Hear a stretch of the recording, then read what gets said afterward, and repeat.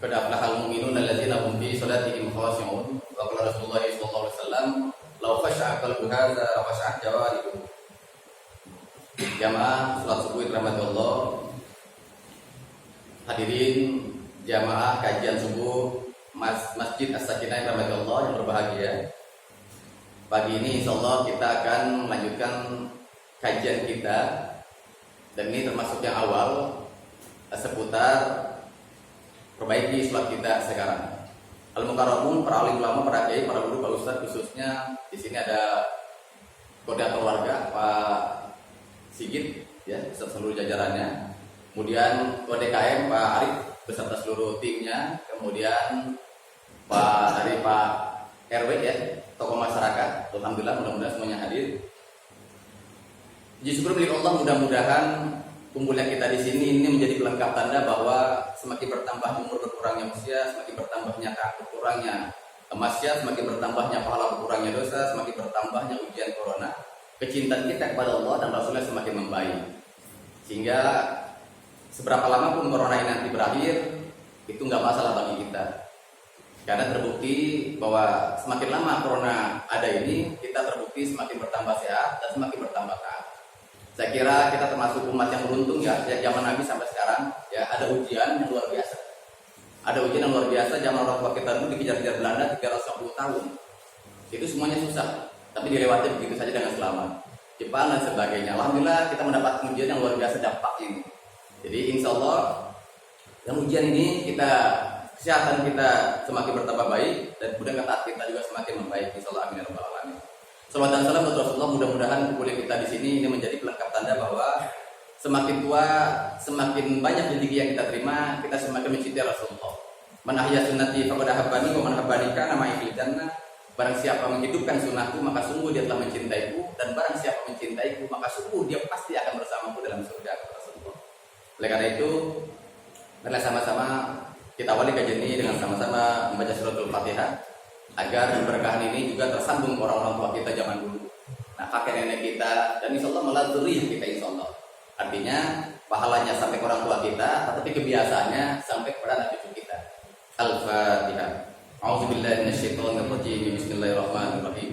Alhamdulillahirabbil alamin, arrahmanirrahim, maliki yaumiddin. Iyyaka na'budu wa iyyaka nasta'in, ihdinas siratal mustaqim. Siratal ladzina an'amta 'alaihim ghairil maghdubi 'alaihim waladdallin. Amin. Amin amin ya rabbal alamin. Baik, jamaah yang berkata Allah, kita sampai jam 5:15 ya, karena memang jam paling lambat setengah 6 saya harus ke Lewiliang. Jadi kalau saya pakai paket rapi ini memang karena saya harus segera ya ke Lewiliang, karena jam 8 ditunggu ya. Jam 8 ditunggu, jam ada kegiatan pelatihan sampai jam 12 siang nanti. Yang kedua, kajian ini sebenarnya adalah membahas buku saya yang keempat. Jadi buku saya yang terbit itu ada 34 buah, tapi yang sholat hanya 4. Yang sholat bukan hanya 4, baru 4 ya. Jadi buku saya yang pertama itu tahun 2013, Romantis Bersama Allah, terbitan Republika. Buku yang kedua, Sudah Sholat, maaf jangan-jangan belum, itu terbitan Sinergi. Kemudian buku yang ketiga adalah Perbaiki Sholat Sekarang, terbitan Rumah Sakit Haji. Dan ini yang keempat, terbitan Wahyu Kolbu. Wahyu Kolbu itu ada di Al-Kafi, di Kafi ya, Ciganjur. Judulnya Perbaiki Sholatmu Agar Allah Perbaiki Hidupmu. Jadi yang saya akan bahas hari ini adalah bab pertama, bab dahuluan dari buku ini. Tapi teman-teman saya sarankan kembali bahwa kalau ingin dapat lengkap aslinya, ini yang jadi rujukan untuk semua ulama di Indonesia untuk bicara tentang sholat khusyuk ya. Judulnya adalah Al-Khusyuk fi Shalah, karya Dr. Sa'id bin Ali bin Wahab Al-Qahtani. Kemudian yang kedua, kalau urusan fikihnya, Allah, ini ada buku yang sangat simpel. Kalau kita nggak sempat pesantren waktu kecil, kalau kita nggak sempat nyantri, dan nyantri sekarang nggak sempat lagi karena udah tua, maka ada buku pegangan santri. Ini adalah materi-materi kita waktu di pesantren sebenarnya. Jadi separuh ini isinya bahasa Arab begini, kitab aslinya, ya, separuhnya lagi terjemahannya. Jadi ini dua-duanya ada Pak. Ini buku ini ada di sini setiap hari. Kita punya 3 di sini kalau nggak salah. Judulnya adalah Pengajian Santri Akidah Ibadah Mujahadah Dr. Muhammad Yusuf Hidayat MA. Beliau sekarang menjadi pengganti dari Kiai yang Al-Wabin. Al-Wabin ya, jadi penggantinya kan almarhum belum lama tuh, yang salah satu tokoh hebat di Depok ya. Nah sekarang penggantinya adalah Dr. Muhammad Yusuf. Beliau adalah alumni sekolah di situ sebenarnya. Saya kira itu yang pertama. Yang kedua, bagaimana Allah bahwa kajian seperti ini termasuk adalah terapi akhir zaman. Jadi bagaimana Allah, kajian seperti ini beda dengan zaman dulu. Jadi kajian seperti ini langka. Ini termasuknya namanya terapi akhir zaman. Rasulullah mengatakan, dikatakan bahwa awwalu ma yarfa'u min hadhil ummatil khusu'a. Kata Rasulullah, pertama-tama menjelang hari kiamat, yang pertama kali akan dicabut nikmat Allah dari bumi adalah khusu'a, khusu'. Jadi nikmat pertama yang akan diambil oleh Allah dari bumi adalah bukan SDM, bukan makanan, bukan minuman, bukan. Tapi kata Rasulullah, min hadhil ummatil khusu'a, itu rasa khusu' di hati. Sehingga nanti kita akan mendapati orang-orang yang sholat begitu banyak di masjid-masjid karena masjidnya bagus, tetapi tak seorang pun di antara mereka yang hatinya khusyuk kepada Allah. Ada yang mulutnya Allahu Akbar tapi hatinya dompet Akbar. Ada yang mulutnya Allah Akbar tapi hatinya motor Akbar. Jadi mulutnya ya membaca kalimat-kalimat dalam sholat, tetapi hatinya berkeliling dunia mencari kenikmatan yang lain. Ini hadis sahih dari At-Tabrani. Jadi sama-sama kita ketahui bahwa amal pertama yang akan dihisab adalah sholat, sedangkan rasa nikmat yang paling pertama akan dicabut adalah khusyuk. Jadi nanti kita akan mendapat di bagaimana Allah bahwa ini sebagai pengantar saja dulu zaman Nabi, kemudian zaman sahabat, kemudian zaman tabi'in sampai pada salafus saleh 300 tahun setelah Nabi. Itu dulu di sana itu zaman itu nggak ada buku tuntunan sholat satupun, tidak ada video tuntunan sholat, tidak ada Google tuntunan sholat, tidak ada YouTube tuntunan sholat. Dan tidak ada pelatihan sholat khusyuk di mana-mana. Tetapi kalau kita mencari orang yang sholat yang khusyuk, itu ada di mana-mana. Jadi bukunya nggak ada, videonya nggak ada, YouTube-nya nggak ada, gurunya nggak ada, pengajiannya nggak ada, pelatihannya nggak ada. Tetapi mencari orang yang sholat yang khusyuk itu di mana-mana ada. Tapi nanti di akhir zaman terbalik. Bukunya di mana-mana ada, YouTube-nya di mana-mana ada, Google-nya di mana-mana ada, pengajian di mana-mana ada. Tapi kalau kita mencari orang yang sholat yang khusyuk, itu di mana-mana nggak ada. Dan nanti kita akan lihat, kata Rasulullah seperti itu. Nanti semuanya persoalan akan dikembalikan ke masjid. Persoalan apapun di dunia ini, zaman Nabi sampai zaman salafus saleh 300 tahun setelah Nabi itu, semua persoalan dikembalikan ke masjid. Di sana dimuzakarahkan, dimusyawarahkan, selesai keluar dari masjid. Sekarang berbalik zaman modern nanti, dari zaman kata para ulama. Dulu dari rumah semuanya perlu ke masjid tidak ada masalah, pulang dari masjid jadi masalah. Semuanya akan begitu. Jadi dari rumah anteng-anteng aja. Tujuannya musyawarah, ya tidak ada masalah. Memang tujuan ada musyawarah, muzakarah, tapi pulang dari masjid malah terbalik, malah punya masalah pulang dari masjid. Zaman dulu, zaman Nabi sampai salafus saleh itu, bahwa orang betul-betul memandang setan itu sebagai musuh utama, atau mubin, setan sebagai musuh utama, sehingga orang betul-betul berusaha mencari kegiatan aktivitas apapun dilakukan itu betul-betul dalam rangka menjauhkan diri dari setan, mendekatkan diri kepada Allah. Akhir zaman terbalik. Orang berupaya menjauhkan diri dari Allah dengan cara memotong, zikir, memotong apapun, tetapi dengan terang-terangan dekat sama setan. Dari mulai di Pondok Labu itu ada namanya es pocong, kemudian ada sambal setan, luar biasa ya, sambal setan semuanya. Jadi sama Allah makin jauh, sama setan makin dekat. Jadi bagaimana Allah, ini fenomena ini di dunia sudah ada. Kalau di GS insya Allah nggak ada. Dan mudah-mudahan tidak ada selama-lamanya karena ini kompleks kecil. Artinya kita di sini kompleks kecil ini kita udah punya keluarga, kita punya DKM, kita punya masjid sendiri, sehingga kita nggak perlu khawatir ya.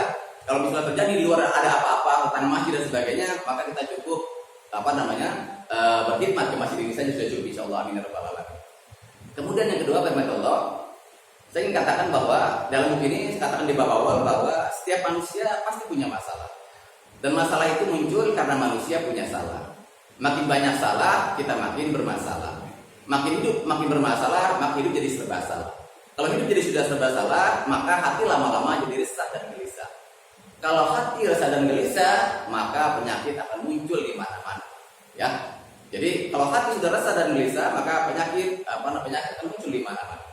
Alhamdulillah, saya katakan sekali lagi bahwa bagi orang-orang beriman seperti kita, terutama di GS ini, Corona ini kita anggap sebagai ujian dan cobaan. Ya, kita betul-betul menganggap ujian dan cobaan. Dan alhamdulillah di masuk tahun ke-8 dan ke-9, bulan ke-8 dan bulan ke-9, alhamdulillah warga kita alhamdulillah semuanya semakin bertambah sehat. Setidak-tidaknya indikatornya adalah semakin memahami betapa pentingnya menjaga kesehatan. Sehingga mudah-mudahan ya dan Corona ini ya imun kita semakin meningkat dan ketaatan kita kepada Allah semakin berlipat-lipat. Sehingga nanti begitu corona selesai, kita termasuk orang-orang yang bebas dan selamat, sehingga kita termasuk orang-orang yang semakin bertambah sehat dan semakin bertambah taat. Sampai saat ini Allah, saya katakan kembali bahwa ini adalah akhir zaman. Tanda-tandanya sudah semakin nampak. Ya, mudah-mudahan kita bisa melewati dengan sangat baik. Kalau sampai saat ini kita masih belum bisa merasa menjadi kiai, menjadi ustadz, menjadi ulama, sementara kita harus selamat, maka kata para ulama, kalau kita bingung bagaimana caranya menjadi orang sehat dan taat kepada Allah, sementara kita bukan kiai, bukan ulama, bukan ustadz, maka kata para ulama adalah cukup dengan memperbaiki sholat kita sekarang. Karena apa? Memperbaiki sholat nggak ada syaratnya. Kalau menjadi ulama pakai syarat, menjadi kiai pakai syarat, menjadi guru bahkan jadi syarat. Ya, kita pergi haji pakai syarat, kita mau sedekah pakai syarat. Ya, tetapi kalau sholat tidak, karena sholat itu bisa dikerjakan dari orang yang paling awam sampai yang paling pintar. Bahkan dari orang yang paling sehat sampai yang paling sakit pun masih bisa sholat. Itu artinya bahwa tidak diragukan lagi bahwa sholat adalah solusi dari semua masalah. Tetapi sholat yang seperti apa yang menjadi solusi semua masalah? Kata Rasul, kata dan seperti kita bahwa qad aflahal mu'minun alladzina hum fi sholatihim khashi'un. Maka sungguh beruntunglah orang-orang beriman, yaitu orang-orang yang khusyuk di dalam sholatnya. Jadi orang-orang yang beruntung adalah yang beriman, yang beruntung adalah yang khusyuk dalam sholatnya. Bapak Ibu, sama-sama kita tahu bahwa untuk meningkat dari musyrikin menjadi muslim, kita dengan syahadat. Jadi kalau kan ada 5 ya, rukun Islam itu ada 5: syahadat, sholat, puasa, zakat, dan haji. Untuk kita meningkatkan derajat kita dari kafir atau dari musyrik menjadi muslim, maka dengan syahadat. Jadi kalau ada orang misalnya 70 tahun musyrik, kemudian dia bersyahadat hanya cukup 2 menit, maka dia langsung menjadi muslim. Nah, kalau kita ingin meningkatkan derajat kita dari muslim menjadi mukmin, maka dengan sholat. Ya. Kalau kita ingin meningkatkan muslim mukmin menjadi muttaqin, maka dengan puasa. Kalau kita ingin meningkatkan muttaqin dengan kaum muslimin, maka kita cukup dengan berzakat. Kalau kita ingin meningkatkan derajat kita dari muhsinin menjadi mukhlisin, kita dengan haji dan berkurban. Jadi memperbaiki sholat menjadi sangat penting. Karena apa? Itu tangga yang kedua yang harus kita lewati. Kalau kita ingin menjadi muttaqin, muhsinin, dan terakhir adalah mukhlasin atau mukhlisin. Bagaimana sholat-sholat yang betul-betul menjadi solusi semua masalah? Allah mengatakan sholat yang khusyuk. Wasta'inu bis-sabri was-shalah. Wa innaha lakabiratun illa lal khashiin, kata Allah. Jadi seberat apapun masalahmu, setinggi apapun persoalan hidupmu, maka sholatlah jalan keluarnya. Tetapi kata Allah, tetapi sabar itu, sholat dan sabar, tapi sabar itu sangat berat, dan sholat itu lebih berat daripada sabar. Jadi kadang-kadang orang kita ini sampai 60 tahun saja itu belajar sabar aja belum kelar. Baru belajar sabar belum kelar. Padahal syaratnya adalah wasta'inu bis-sabri was-shalah innaha lakabiratun illa lal khashiin. Seberat apapun masalahmu, setinggi apapun persoalan hidupmu, kata Allah, yang pertama adalah mintalah kepada Allah dengan 2 cara. Yang pertama adalah sabar, yang kedua sholat. Tetapi kata Allah, sabar itu sangat berat dan sholat lebih berat daripada sabar. Jadi orang yang sholatnya benar, orang yang sholatnya itu khusyuk, syarat yang pertama adalah dia harus melampaui makom sabar. Sabar di sini bukan berarti kita pasrah, tapi sabar dalam ayat ini kata para ulama adalah terima. Jadi seberat apapun masalah hidupmu, setinggi apapun persoalan hidupmu, maka terima dulu. Jangan dimaki-maki, apalagi ditolak. Karena manusia itu kepada Allah nggak punya kapasitas, menjawab saja nggak boleh menjawab. Ya, apalagi nolak. Maka kata para ulama, kalau kita ini diuji dan dicoba oleh Allah, jawabannya cukup 2. Kalau kita diuji, ikutin. Kalau kita dicoba, cobain. Cuma itu yang bisa dilakukan manusia kepada Allah. Jadi kalau kita diuji, kalau kita menganggap corona ini sebagai ujian, ikutin. Baca soalnya, pelajari ya. Setelah kita berkali-kali, kita pelajari materinya. Kemudian pagi-pagi kita baca soalnya. Setelah itu kerjakan soalnya sampai waktu selesai. Karena ujian seberat apapun pasti ada waktu. Yang kedua, kalau ini kita menganggap sebagai cobaan, maka cobain. Jadi kalau kita ini anggap cobaan, maka cobain. Cobain bagaimana rasanya pakai masker, cobain bagaimana cara cuci tangan yang baik, Cobain bagaimana caranya jangan keluar rumah pada saat-saat yang sangat kritis.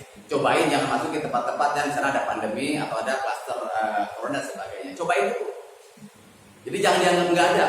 Karena kalau kita anggap nggak ada, kita nggak punya pengalaman menarik nanti. Kalau COVID ini selesai, kita anggap biasa-biasa aja. Padahal bagi orang-orang tertentu ini luar biasa. Siapa yang khusyuk Allah? Allah langsung jawab, alladzina yazunnuna annahum mulaqu rabbihim wa annahum ilaihi raji'un.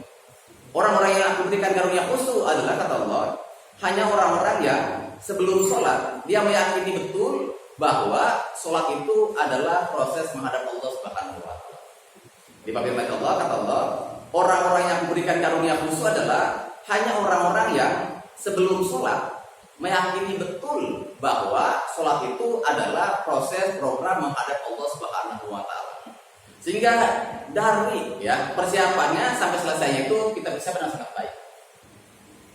Ya. Yang kedua adalah, kata Allah, wa annahum ilaihi raji'un, yaitu orang-orang yang ketika sholat dia memandang, meyakini betul, merasakan bahwa dia betul-betul sedang menghadap Allah Subhanahu wa taala.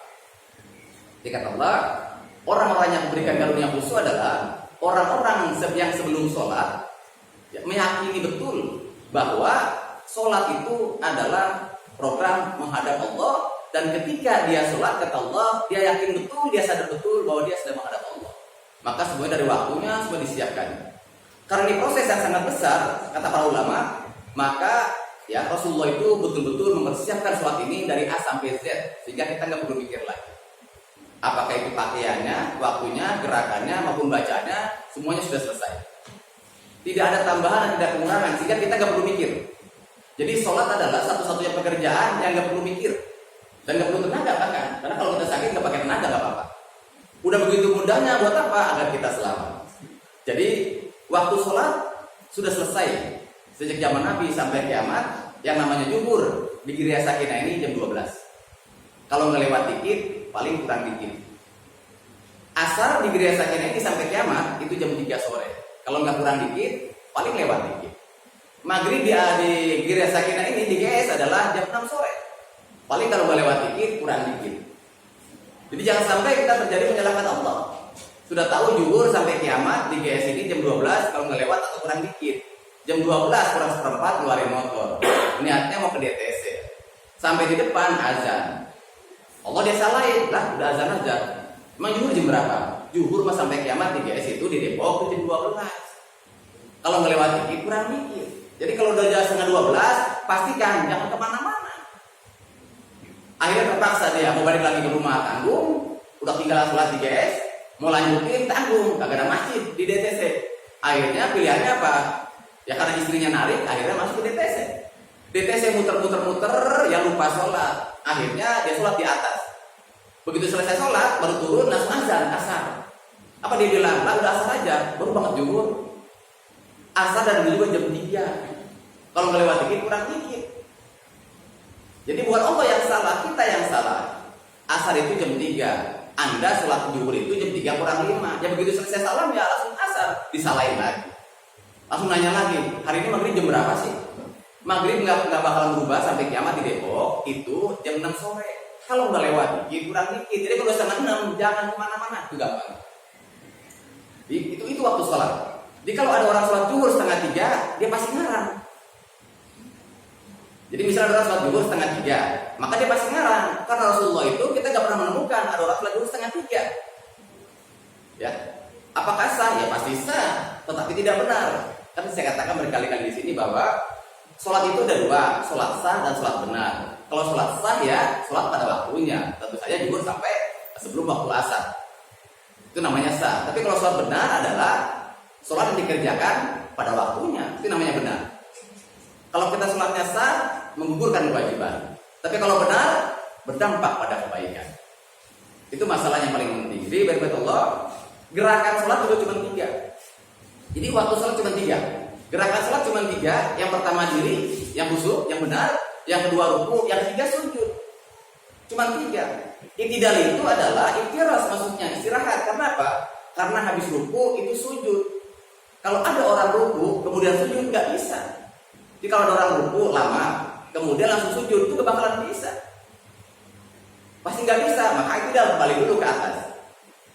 Kemudian duduk antara dua sujud. Itu iftiras, namanya istirahat. Kenapa duduk? Karena sujud 2 kali. Kalau misalnya disujud kagak duduk lagi, sujud sekali, nggak sah sholatnya. Itu gerakannya. Jadi diri, ruku, sujud. Sepanjang diri gerakan cuma 3. 1 diri, ya, 2 angkat tangan, 3 sedekap. Jadi gerakan selama diri cuma 3. 1 diri lurus, kedua angkat tangan, 3 bersedekap. Angkat tangan cuma 3. 1 angkat tangan, 2 tangan dibuka, 3 menghadap kiblat. Jadi kalau dalam sholat begini, Allahu Akbar, pasti ngarang. Pasti ngarang. Allah yang pengen ngambil sanad hari ini, sanad Al-Fatihah di Yatama itu jam 7. Bapak Ibu, kita kan sama-sama tahu nih bahwa urusan agama ini harus musafahat talaqi. Musafahat itu artinya dari mulut ke mulut, bir to bir, dengan langsung dari guru. Bukan dari YouTube ya, bukan dari YouTube, apalagi dari Google, apalagi katanya kilawakor. Urusan agama harus musafahat bir to bir, dengan langsung dari bibir guru, bukan dengan YouTube jawabannya.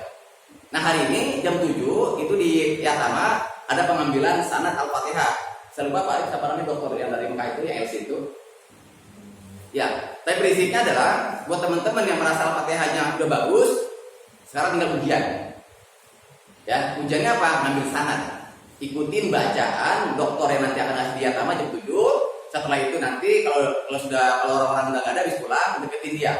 Deketin lagi baca Al-Fatihah. Kenapa? Harus talaqi. Yang bilang bener itu dia gitu. Jadi jangan belajar di ustaz, benernya istrinya, nggak nyambung. Jadi kalau belajar sama ustaz, yang benerin dia, bukan YouTube ya, bukan Google, apalagi katanya. Nah hari ini kesempatan Bapak Ibu di Depok ini alhamdulillah nih. Mungkin banyak yang nggak tahu, tapi pastikan kalau nggak ada ngapain jam 7 sempetin 5-10 menit untuk mengambil sanad surat Al-Fatihah. Itu luar biasa. Jadi gerakan cuma 3 sepanjang diri kata Rasulullah. Sepanjang diri tangan diangkat, kemudian tangan dibuka menghadap kiblat. Jadi kalau ada sholat tangannya begini, itu pasti ngarang. Yakin banget ngarang. Apakah dia sah? Sah, tapi nggak benar. Selama angkat tangan tingginya cuma 3. 1 setelinga, 2 sedada, 3 kedua sedada sebahu, 3 sedada. Jadi kalau orang angkat tangan sholat begini, Allah pasti ngarang. Pasti ngarang itu. Ya. Selama bersedekap, sedekap cuma 3. 1 tangan, telapak tangan di atas telapak tangan kiri, 2 telapak kanan di pergelangan tangan, 3 telapak kanan di hasta. Jadi kalau orang sholat tangannya begini, apalagi begini, pasti ngarang. Pasti ngarang itu. Ya. Kemudian selama diri gerakan cuma 3. 1 kaki menghadap kiblat, 2 badan ke langit, merojul muminin. Yang ketiga mata menghadap tempat sujud sampai sholat berakhir, kecuali pada saat tasyahud. Jadi kalau ada orang sholat matanya nunduk lihat jempol kaki waktu ruku, pasti ngarang. Yakin banget pasti ngarang saya. Pasti ngarang. Kemudian ruku, ya dalam hadis cuma 3. 1 kaki lurus ke atas, 2 punggung lurus ke kiblat, 3 tangan di lutut. Jadi kalau ada orang lutut atau di bawah lutut, boleh. Ketika sujud itu cuma 3. Anggota sujud cuma 3. 1 pala, 2 tangan, 3 kaki. Pala dengan jidat, kaki dengan 2 telapak tangan, tangan dengan 2 telapak tangan, dan kaki dengan lutut dan ujung jari. Lalu bagaimana hidung? Hidung itu kata para ulama, kalau memang itu cukup dipakai, ya, hidungnya benar ya, misalnya gitu, mancung atau bagaimana, silakan. Ini nanti diselisih di fikih. Tetapi kalau misalnya hidung kita ketempelin ke karpet, kita batu-batu atau bersihnya sebagainya, maka bundanya lebih bagus. Sepanjang sujud cuma 3. Ya. Sujud cuma 3, kaki, tangan, kepala. Telapak tangan ya. Jadi kalau ada orang sujud sampai sekarang, kemudian tangannya ini, sikunya ini nempel di karpet, nempel di sejadah, pasti ngarang. Bapak Ibu. Kan cuma 3, jidat, telapak tangan, dan kaki lutut sama ujung jari. Jadi kalau ada orang sujud tangannya ini nempel di sejadah, pasti ngarang. Dan kalau ini ancamannya keras sekali. Jadi orang-orang yang sujud itu tangannya menempel di karpet, ancamannya keras sekali. Jadi oleh karena itu firman Allah, saya kira sebagai pengantar kajian kita kali ini, yang penting pertama adalah perbaiki sholat kita. Perbaiki sholat kita. Kata para ulama, bagaimana cara perbaikinya? Sebagai kesimpulan cuma 2. Syukurul jawari ma'a huduril qalbi. Itu jawabannya. Ketika ditanya, Pak Kiai, para guru, para ulama di zaman dulu ya, lalu bagaimana cara memperbaikinya? Maka kata para ulama, 2, sukunul jawari ma'akhulul qalbi. Yang pertama adalah tenangkan badanmu, tenangkan zahirmu, ragamu, dan gerakan dia seperti gerakan yang dicontohkan Nabi saja. Itu gampangnya. Jadi yang pertama adalah sukunul jawari. Jadi yang pertama adalah tenangkan badanmu, kemudian lakukanlah gerakan-gerakan sepanjang sholat hanya seperti gerakan yang dicontohkan Nabi saja. Jangan tambah, jangan kurang. Terus yang kedua, ma'al-huduril qalbi, kata Allah, kata para ulama dikatakan yang kedua adalah setelah itu pada saat yang sama hadirkan hatimu hanya ingat Allah saja. Ini cara yang paling gampang sebenarnya. Artinya bisa dilakukan siapa saja. Hanya butuh kebiasaan minimal 21 hari. Jadi makanya mah kalau sholat-sholat seperti ini sebaiknya tidak dikaji ya Pak Arif ya. Sebaiknya kalau sholat seperti ini nggak dikaji karena kita nggak tahu kita masih hidup apa enggak bulan depan. Tapi yang paling bagus adalah cukup dilatih 2 jam saja. 2 jam saja maka itu cukup untuk 20 tahun. Jadi latihan 22 jam, 1 jam latihan gerakan doang. Kalau gerakan nggak sampai 1 jam sebenarnya. Hari ini saya akan latih di Lulian juga itu 4 jam. Jadi cukup hanya setengah jam saja. Setengah jam 30 menit itu efektif lebih dari 30 tahun sholat benar. Hanya 30 menit. Yang kedua, bacanya cukup 30 menit. Tidak lebih, maka itu cukup untuk kita sholat benar selama 30 tahun.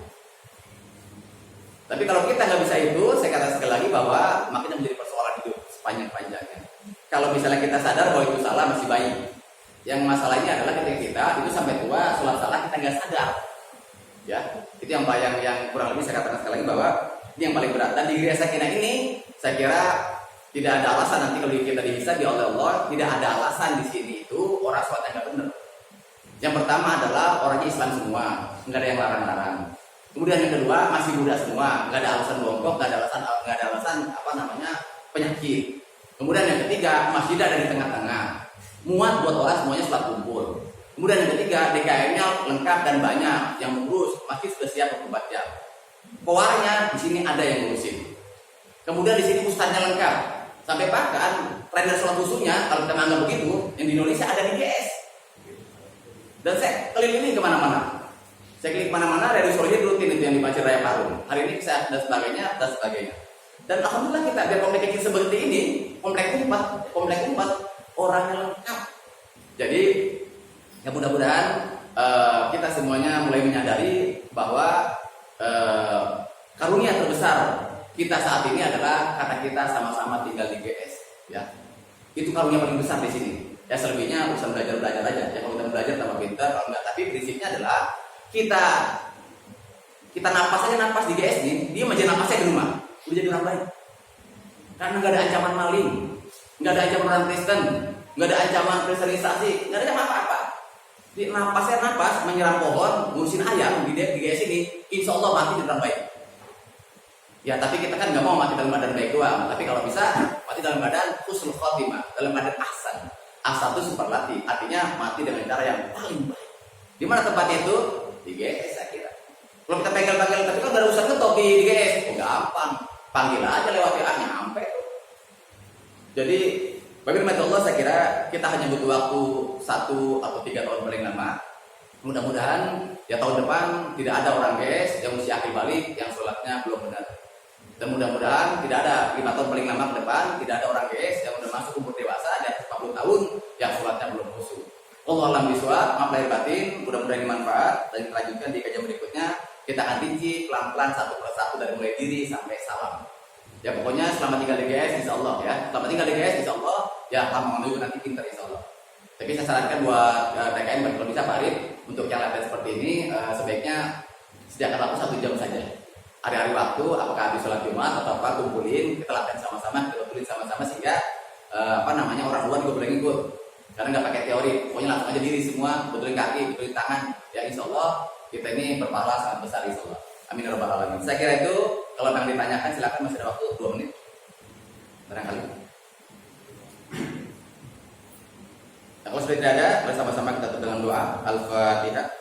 A'udzubillahi minasyaitonirrajim. Bismillahirrahmanirrahim. Alhamdulillahirabbil alamin arrahmanir rahim maliki yaumiddin. Iyyaka na'budu wa iyyaka nasta'in ihdinas siratal mustaqim. Siratal ladzina an'amta 'alaihim ghairil maghdubi 'alaihim waladdallin. Amin. Irhamna ya karim, irhamna ya karim, irhamna ya karim, birahmatika ya arhamar rahimin. Allahumma bihaqqil Fatihah wa bisirril Fatihah wa bi karamatil Fatihah. Ya farijal ham ya kasifal gham ya man ibadihi yaghfir wa yarham. Wa ya dafi'al bala ya Allah, wa ya dafi'al bala ya Rahman, wa ya dafi'al bala ya Rahim. Idfa'na min kulli bala'i dunya wa 'adzabil akhirah. Da'wahum fiha subhanaka Allahumma wa tahiyyatuhum fiha salam. Akhir da'wahum alhamdulillahi rabbil alamin. Wallahu a'lam bishawab. Wassalamualaikum warahmatullahi wabarakatuh.